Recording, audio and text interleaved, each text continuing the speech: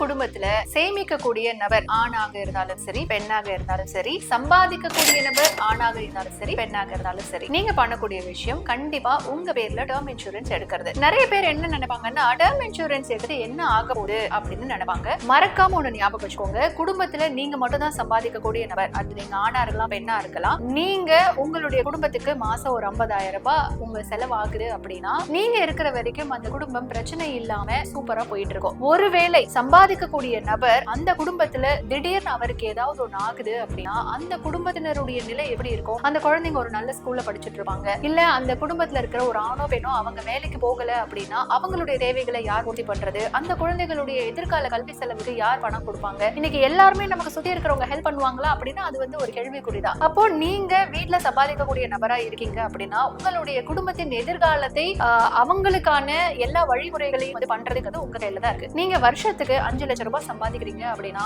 உங்க பேர்ல 50 லட்சம் ரூபாய்க்கு நீங்க டேர்ம் இன்சூரன்ஸ் எடுக்கணும். ஒருவேளை அந்த குடும்பத்துல சம்பாதிக்கக்கூடிய நபருக்கு ஏதாவது ஆயிடுச்சு அப்படின்னா அந்த 50 லட்சம் ரூபாய் அந்த குடும்பத்துல யார் நீங்க வந்து நாமினியா போட்டிருக்கீங்களோ அவங்களுக்கு வந்துரும்.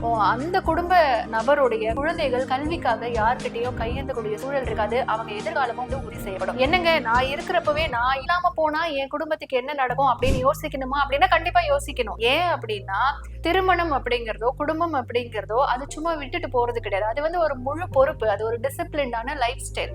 அப்போ அந்த லைஃப் ஸ்டைலுக்குள்ள ஒரு சம்பாதிக்கக்கூடிய நபர் இருக்காங்க அப்படின்னா அவர்களை நம்பி இருக்கக்கூடிய குடும்ப உறுப்பினர்களை பாதுகாக்கிறதும் கடைசி வரைக்கும் அவங்களுடைய, அதாவது அவங்க சொந்த கால்ல நிக்கிற வரைக்கும் அவங்களுடைய தேவையை வந்து பூர்த்தி செய்வது அப்படிங்கிறது சம்பாதிக்கக்கூடிய நபருடைய பொறுப்பு தான். அப்போ அந்த டேர்ம் இன்சூரன்ஸ் நீங்க இன்னைக்கு 1 கோடி ரூபாய் டேர்ம் இன்சூரன்ஸ் நீங்க எடுத்தா கூட உங்களுக்கு வருஷத்துக்கு 12,000 13,000 தான் நீங்க கட்டக்கூடிய சூழல் இருக்கு.